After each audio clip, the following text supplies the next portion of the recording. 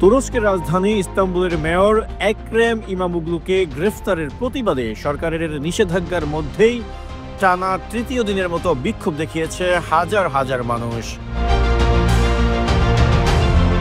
এ সময় বিক্ষোভকারীদের উপর টিয়ার গ্যাস এবং রাবার বুলেট ব্যবহার করেছে পুলিশ। এর আগে দেশটিতে বিক্ষোভ সমাবেশের উপর 4 দিনের নিষেধাজ্ঞা জারি করে সরকার। এ সপ্তাহের শেষের দিকে 2028 সালের প্রেসিডেন্ট নির্বাচনের জন্য দলের প্রার্থী হিসেবে এক্রেম ইমামোগ্লুর নাম ঘোষণা করার কথা ছিল। এর মধ্যেই বুধবার দুর্নীতি এবং সন্ত্রাসী গোষ্ঠীকে সহায়তার অভিযোগে আরও 105 জনের সঙ্গে ইমামোগ্লুকেও আটক করা হয়।